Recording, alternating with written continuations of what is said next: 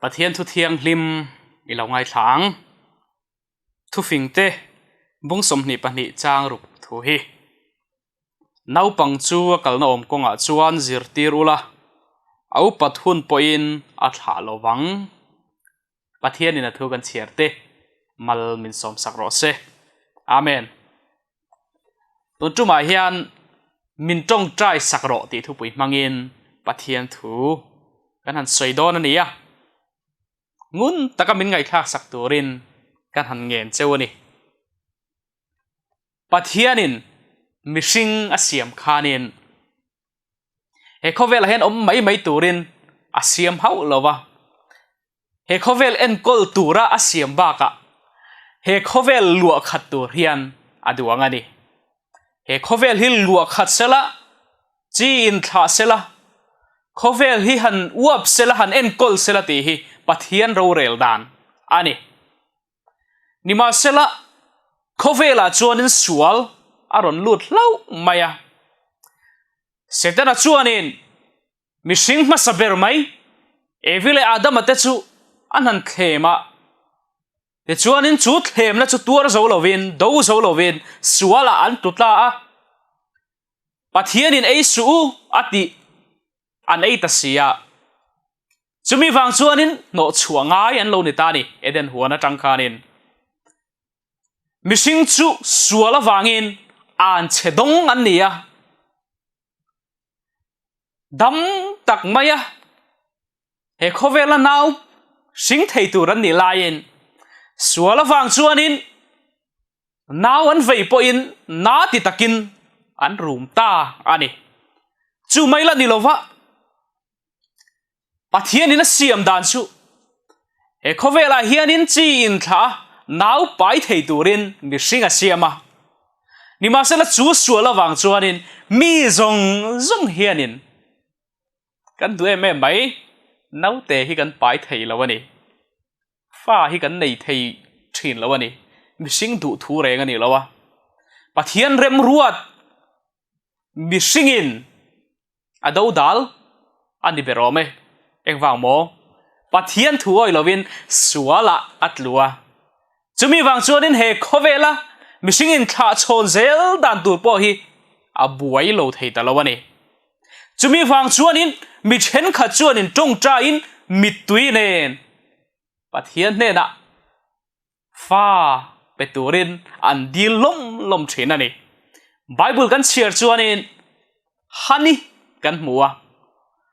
hani po kha fa nei thei lo wangin aril ru ha pathian awa atap homani ti kan muwa ni ma sela pathian chuan khonga in fa pa du om deu mai samuela a shin tirani ti kan mu thei ome chu tiang chuanin khovela hianin pathianina atira lo duan thil sang sang mai chu abuai zota kan du wang reng ni lovin suala wangin nu le pa ni chak tam tak te hian nu le pa ni na din mun hi an lua thei thin lawani apoi em mai ni mi nu panin siam chuanin o an nei thina chu chu fa ani nau te ano thina ni nu le pa ni hi an chak thina chumi tur chuanin pathian hena hlan po anin hlan thin ni ma sela mi zong ina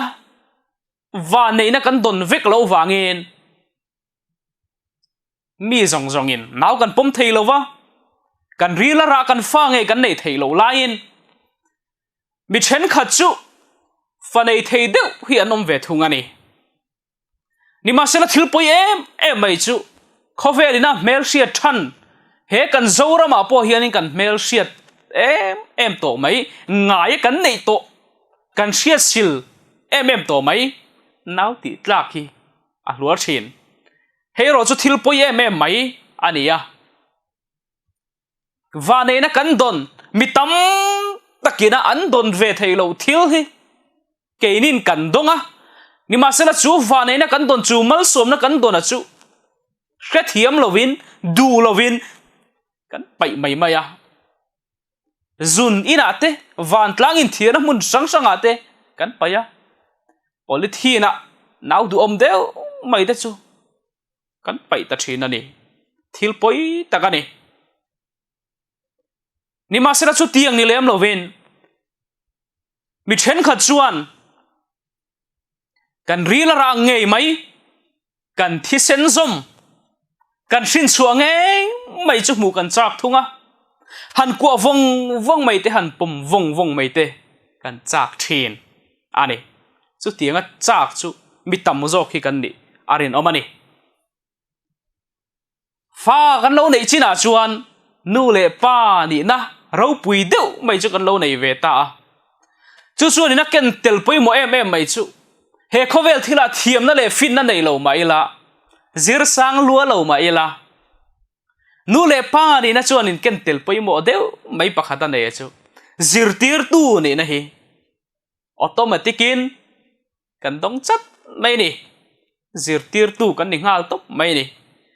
kha nau sen alo pian tirata alo than len thlengin an mani zir tir tura ruat te kan lo ni ta chumi wang chuan in nu le pa te kan in en fia chan kan lak na sathi thil poi mo em mai alo ni he khovel hian nu le pa hlut na hi hanin silfia siak don ta sela an silfia zo ngem o han soi fia don sela an hlut na hi he khovel mi sang sang hianin an soi fia thei kherang em le drong chu tiang khopa poimo chu tiang khopa hlu nu le pa chu kan nia chumi wang chuanin pathian ne na in hlan tharte kan mamo na sa em mai ni fa te tu thu cha sil tur te kan lo nia tin kong dika suai tur kan nia kong dik ko mu tur kan nia van ram kong ko mu tu tur chu nu le pa te tho hi kan lo ni thin ani ti hian an soi thina nu le pa te kan lei pathian te ni an te thin chu chuan in thil tam taka soi ani he khovel mi te hian nu le pa te pathian tluka tluk deu thowa tila kan soi sual lawang kan ngaya kan da sang em mai kan ngai ro pui em mai a chumi wang chuanin an thu soite kan za thiam thina nu pa lo ni to chuan eng ma ni lo ma sela kan en dan hi adang to thina ni e khovel hianin nu le pa te kan da sanga chu tiang che chuanin pathian po hianin alo da sang em mai ni chung kwa hi school ma saberani ti in an lo sai thin eng wange kan pian tirata kan than len thlengin thil sang sang kan zirna mun ma saber mai chu in chung hi lo ni ya trong kan zirna mun te thil ti kan zirna mun te thil hum kan zirna mun ringot mai te chu he chung kwa he in chung hi ni tlat mai ni chumia chunin tunge zir tir tu ti ta ila nu le pa te tho hin lo ni nu le pa te zir tir tu ro pui tak mai nau pang zir tir tu ma saber ani wangin an poimo kan poimo em maya chumi wang chuanin pathian hena in hlan tharte kan mamo na hi asang em mai ni khowela hian mi lo tling tam takan oma an lo tling em maya mi then khat chuan pathian an selem lo bani pathian po selo lo tling em anom tin christian po ni lo tling em anoma ni ma sela chung mi ta chu kan mulian tlat mai ni an lo tlin na kan an thira kanot em maya ka fa pa hi het tiang hian han lo tling ve sela ka fa nu hianin hey ai din mun sang zo ki han chel sela te in ma hun thui takan thira kan ngai tua thil tha ania kan ti mang mo po ani nima sela thil pakhat lo em mai oma he khovel thil sang mai kan ngai tuwa khovel thila kan fa te chom len kan tum lai hian an ma mo ber mai Isu Christa leile van lal ber mishing te sualat luto a thisen thiang lim tak mai min leitu Isu Christa hi kan siat tir lawang ti hlawm khop mai a chan chin sil thadu lem lovin e khovel thila nom sak dan turingot mai te khovel thila mi za an kai thei dan turingot mai te kan ngai tuang ti hi a hlo omani nima sela e khovel thila ro pui te hi thil tha ani chung zong ai poi moi ro chu Isu Christa ngaya mi ro pui ni hi ani ome kan rina chung changa po hian ani nu le pa ta hian mo phurna satak mai kan lo nei tlat mai Islam sa ko chuan in ti hian an soi ani nau pang te hi an ti ani an lo pian tir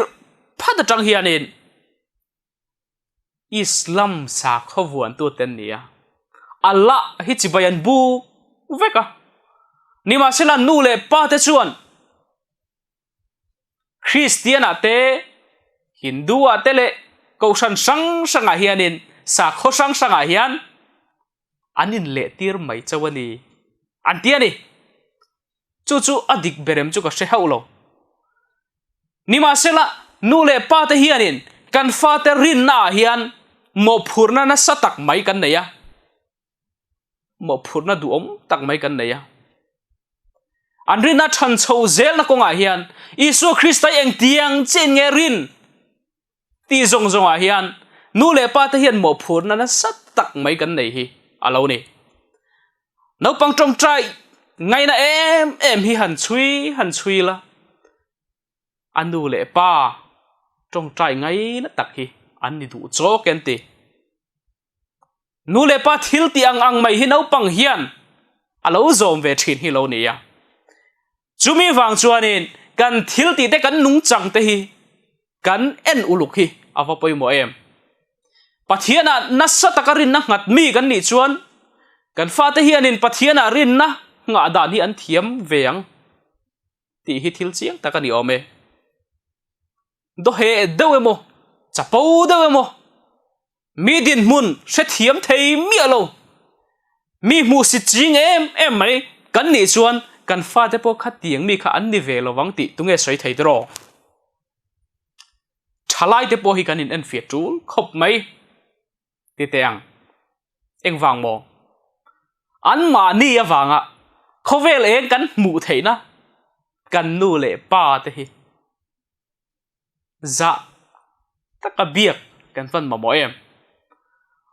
an thu te po hi han oi lova han nial zuwa mai te za lo taka han biak te thil thalo takani eng wange he khovel eng kan mu theina turin thako chung min pa ya chumi pia lama kan ron piang chuak chia buai pui ngai reng kan nia har sat na sang ma chonin a thima var po thulovin thei top chuin min do mani nima selan soi sel ngai re lo an ti tura an ruat thina ni kan lo thang lian ve dawa kan taksa te po alo liana a chak po kan lo chak ve ta do ve nima sela chu ti huna chuanin kan nu le pa min sing tu min duat em tu te kha wanga me mo va chowe mo va mu si te mo hi kan ti tur ala ni chuang lo an ma ni wang khovel eng mu thei kan nia an soi fo angin kan lei pathian te an lo ni reng mai mol kan tiem mai kan nu le pa te hi minen kol na zong hi kan ngai tu nga yem eng tiang chenge kan tan hian thei to pan lo chua ti hi kan ngai tu let nga yem kan tan hun le tha an sen zong zong mai te hi kan thei hil ta emo ti mai tur hianin kan khosa fo lo mo kanin en fi awanga em nakina chon kan lain chhir viawanga chuti huna chonin a so to lo mai thei ani mi then khat chu anu le pa e khovelan thok trek laya za lo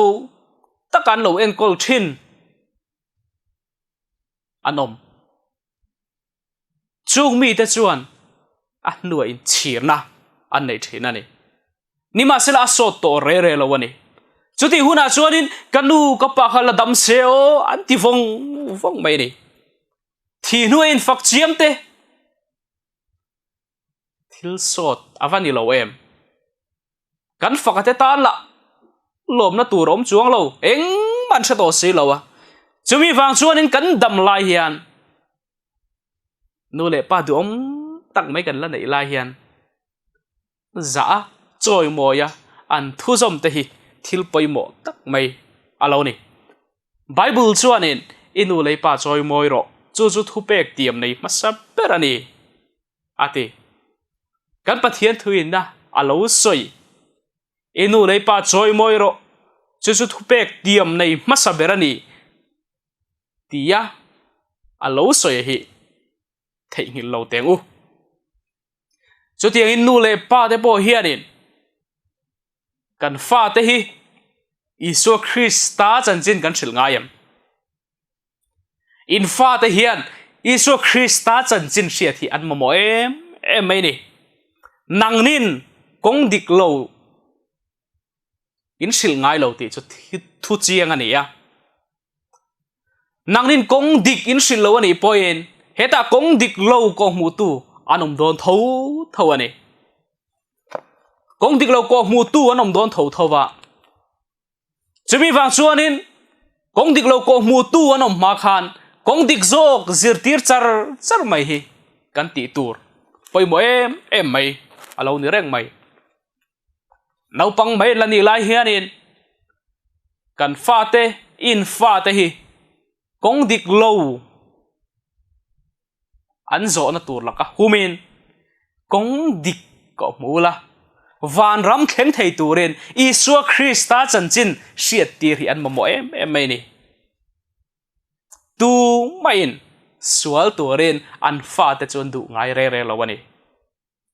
chu thu chiang takani thu tha te kan sil fe kan fa te chu thu tha kan sil thinang nima sela nau pang mai ania thil lian thamati sual lawang kan ti lai hian nau pang ani wang ringot thian setana chuan a khem lo bik lawani ani chu nau pang mai eng ma ti sual tak lawang thil poi eng ma khoi lawang chu tiang ti thei tur chuanin ala te mai kan ti lai hian setana chuanin nau pang mai ne kan soi thina po hi a khem a thul chuang lawani nau pang te hian nu le pa ne na tangin zir na bul an chan thina in nung chang te inom dan sang mai te in thil ti thale thalo zong hi an ril ru ariak reng thina ni in nia kan zui theina turin en ton tur in nu chia ava poi mo em hey nau te kan neya kum ngami ani ve to chungin khom kan han manga ta chonin trong trai thu pui aron tho ve di a trong trai thu pui a chuanin a pa thin chia ta re theinan e pathian ne na di lang u aron ti ani anno pangte te si ti han ben lol mai kha chang ko mang reng khop mai a ni ma sela ani dan tu ra ni box si lo wa kan ni na khan ron soi miau mai a ril ru a chuanin nau pangte hianin kan fa te hianin kan om dan te kan trong kam te kan che zia zong mai hi an lo va thlir chiang e mo ti hi min ngai tua tira thìn lunga hianin a cham vong mai ni kan ti dan sang mai ten han zir vela an lo thiam thin sia ngai tua na kal thui chang phe chuanin kan thin chiat ten lo zir venga tin kan trong trai ngai lo phe chuanin trong trai an tha thamanga Bible chiar ngai lo kan ni chuan Bible chiar ngai lo fa kan nei mai ang ti hi thil lo om deuh mai alo ni nu le pa te hian in fa te chu thil tha ti turin kan du te meu mai in khom a that je kan sia nu le pa te chuan te chuan in va in khom ro u vakal ro u tha ni in khom te tha ni biak in khom te tha ni ti in kan sil mai thei ni thil tha ni lom ni ma sera ke ma ni kan kal ve chuan si lo chuan in khom a tha ni biak in a kal te tha ni kan ti la ya ke ma ni po in khom tum lem lo chol ni lo thena biak in lampo hoi pe lo kan nia fa te ne na in khom ro kan ti ringot chuan lo pang hen ang ril rungen putang le chung ki ma in khom te hi an du ve thi na ni ti kan sia ta ngai ni no pang tan chuan zo na chan har sa deu mai pakhat a oma chu su nu le pa te dik lo da mi nan zo thin hian ani no pang he na ipa rui le to em ti zo na chan reng ngai te hi sil hai thak deu tur ani in khom te tong trai te hi thil thani ti na sataka kan sil lai hian chung kwa thil thati hi no pang te hian an chak thin pathian kho gai na zara mun klema zonga chuan in kain khom kwal ve ta a chuan in biakin a no pang then khat chu an mani te nan ron kala an mani anglo takin midang chu an nu le pa ta nen an ron in khom ani chu ti ka chung kwa ron in khom thin te chu an ot em thina chung kwa in khom ve te an cha ka ni ti hi alang reng mai ni biakin anu le pa kianga om chak ngoi te an chien te anga biakin chunga nu le pa bula thut than chak ve te anom thin tin no pang then khat chu nu le pa an lo in khom ve lo wanga biakin a po om tha pe lo in khom po tluan pe lo ka mu ve ta zeu mai ava po em eng vai nga nu le pa kiang om an chak em eng dang lo ni lova khi pui ruo pui kara po si pai zatel te meu mai bula o mai chuan nu le pa eng ma ni lo nia khoveli na shiat chung mi te ne na an om siai mai tluka lu hino pangtan chuanin a om lem lo wani si pai zatel kianga hianin no pangtan chuan tha muang lo wa nu le pa kiang ero chuanin tha hi muang em thin ani no pang chu han vuain han hau mala han an khum bor mala lau anei phot chuan ring takin kanu emo kapa emo tin au thowang engwange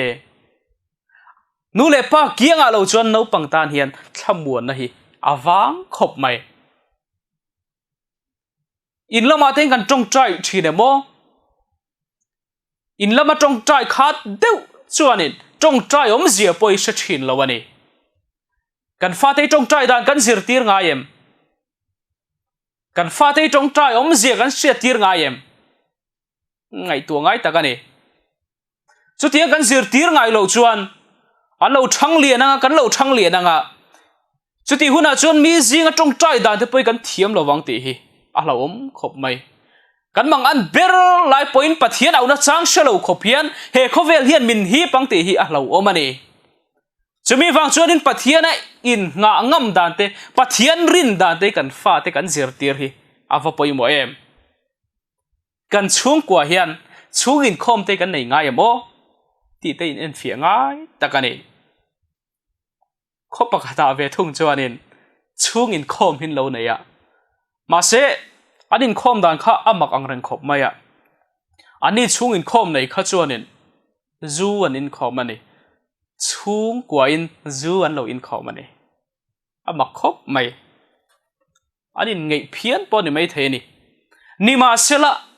chu chu thil thaber alo ni re lo chung kwa suala in lung rual thei sual ko nga chung ko in lung rual thei ni hi thil lom alo ni reng lo maya kan tharau nun hi ngai tu tak ani zo kani ti kan sia ta ngai ani chung kwa hianin sual hotak mai pathian tri tak pakhat tal po anom lo chuanin kan ngai tu hle ti na ni khovel thila in thurual thei ringot mai hi thil poimo ber ani lem lowa I suan nung zui tura in thurual taka tluk hi a omangem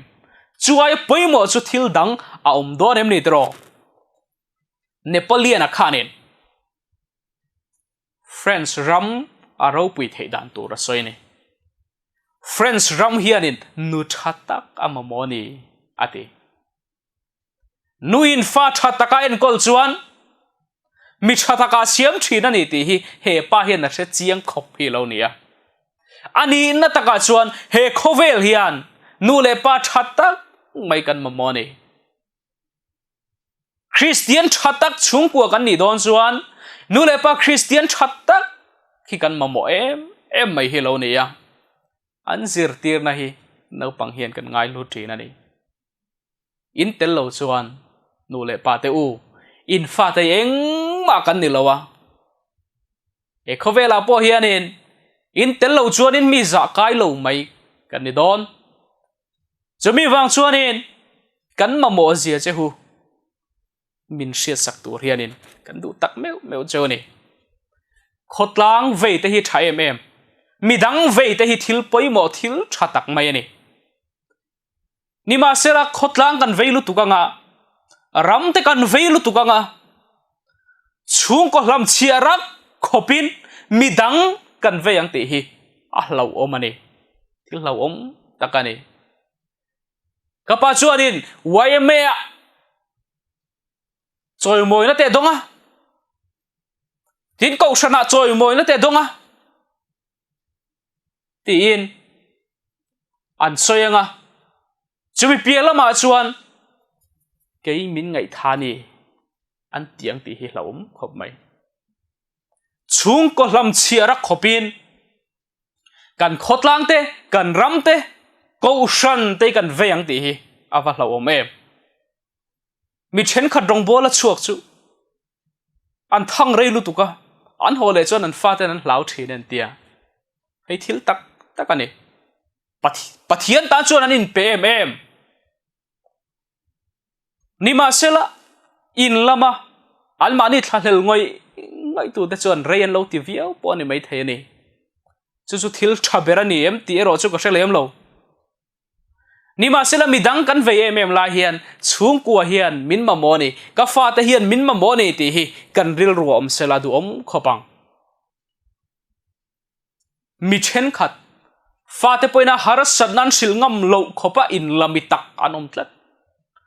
ke chu ko sanupa kania tin fa te nera po fa te laka po takrun mai fa te poina an biak that ngam lo hi ka mu ve zeu tamai hei thil thabera ni ngemo ti ka ngai tu athen fatenan har sanan thlen ngam lo khopin kan lo in lamit takang ti hi lo khop mai midang hne na anan kalanga nakina chuan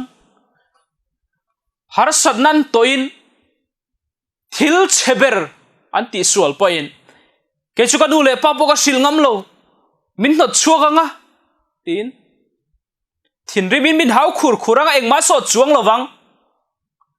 heng song song hi min sia thiam pui lowang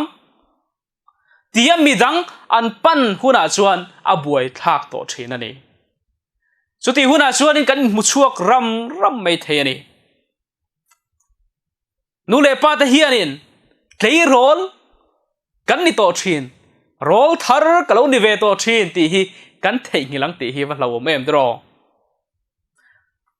har sat na ho te ni lang po lavong thin thalai te nun kha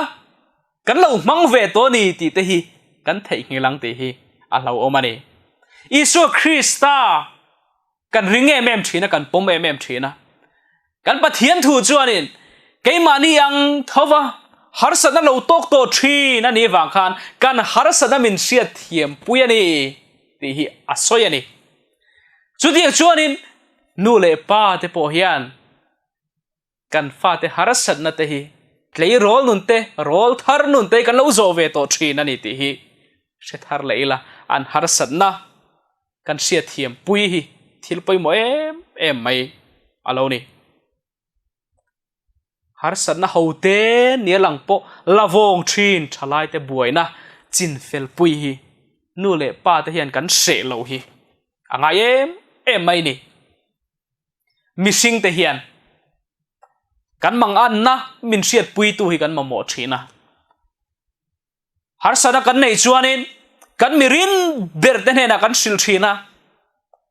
chu kan mirin ber chu kan har sada zong mai te chu min sut kian pui lo ma sela min siat pui ringot mai po khan kan tha muang thina ni do thei taka kan har sada min ngai thak sak tu hi kan mamo ve kan imitin hian ani le nang le ke hian ngai tua tai la nu le pa te hian ngai tua tai la kan fa te har sat na hi kan ngai thak sak thei ngem le do thei takin har sat na kan he nan ron soi te kan ngai thak sak thei ngem le an ron soi dek dek ang hawe mai kan tiang em nima selan nau pang jok te hian thalai te hian har sat na thlen nei kan mamo ve thobani nau pang duat ten soi thin thil thata kani doctor pakhat chuanin nau pang lallu tuk chu ina te hianin an buai thlaka nau pang lallu tuk chuanin chote an ei thadu lo reng atiani ani mel khop mai nima selami than khat ve thung chuanin nau pang duat sual thei chu duat lo po ni sela asual tho thowang an ti ve bokani chu po chu dik mel fu mai tro nima sela thil chiang takoma khovel mi te poina kan pom tlan ve kani karing an mamo po ni lo an o zong len ngen zong an du zong ringot mai ti sak ngal ringot zel hi nau pang te duat ti na hi alo ni reng lo mai ni ti hi khovel mi ten kan pom vek karing mi sing chuan mamo kan neya o kan neya du te kan nei thina nima sela kan mamo hi kan ngai poi mo turani chu mi zong ina kan siat than ani ya kan nun pui hi apoi mo em mai ni nu pakhat chuanin afa te duat em mai ya chumi wang chuanin an ti diklowa po atan thina ni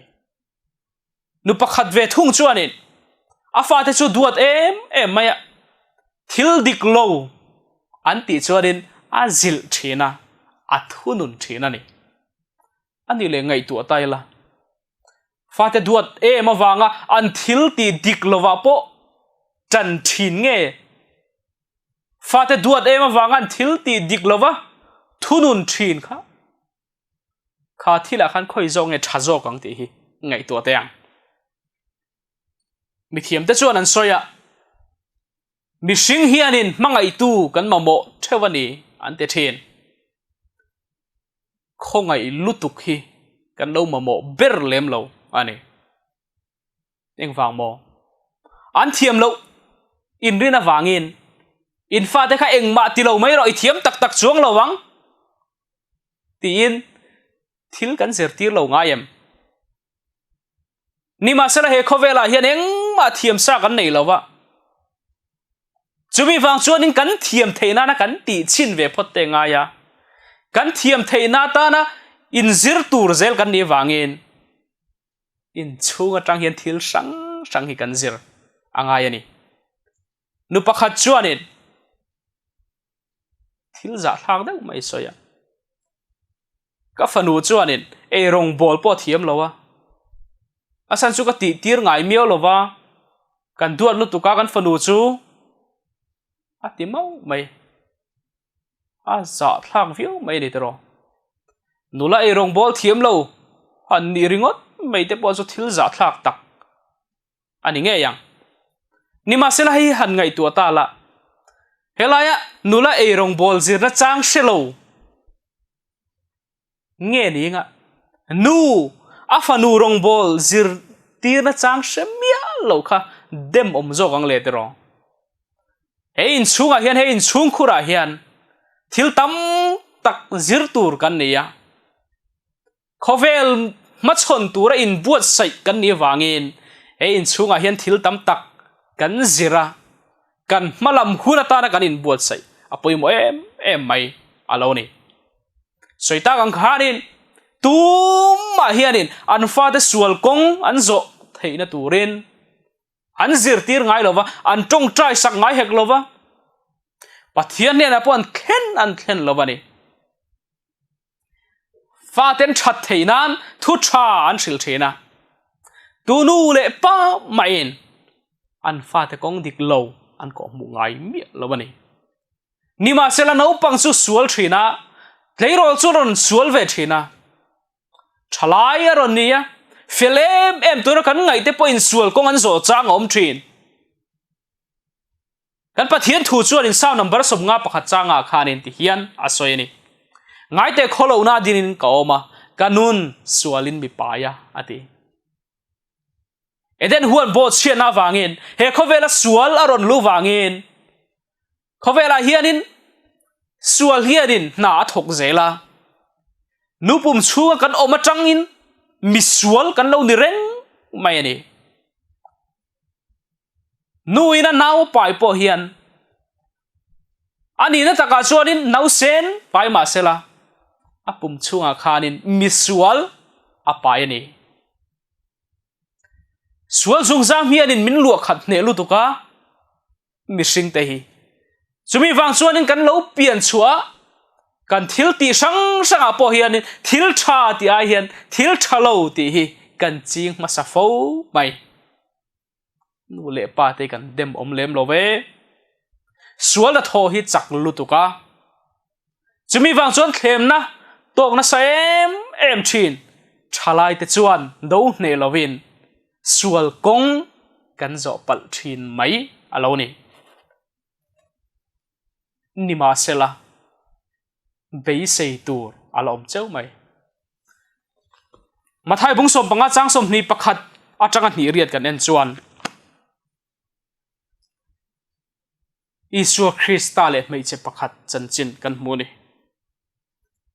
Isu Krista kha sidon biala akala ti chuanin akal zela nima sela chuti lai tak mai chuanin kanan mei che pakhat aron lang ta hlol mai ni chunu churing takin ro naw ring khom mai lalpa davida fapa mi khongai roti ka fanuram huai na man tlatani tin aw mai ni nima sela isu chuanin alo selo dera akal ngai na kal zela chan po achang lowani ngai sak du lok lowani nima sela chunu chuan lalpa mintran puiro tin aron aule a Isu Krista chu chibai aron buka Isu Krista churon naya lalpa mintran puiro tin chibai abuka ni ma chuan abuk khup thlor maya nima sela Isu chuan alo ngai thu tak du lem lowani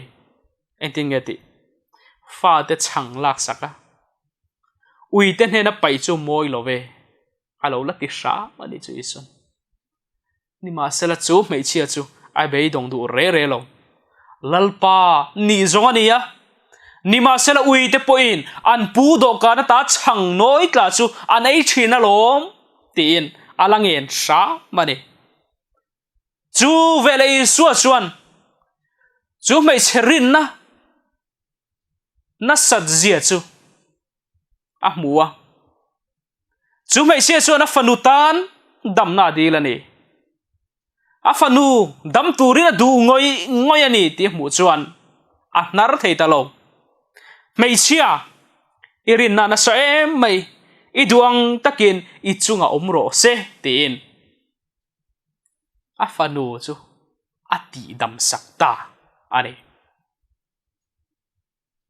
Ekovela hianin sual kong kan lo zo viau po ni mai thei ni ma sela nu le pa tong trai na hi I suan a khre chiang khop mai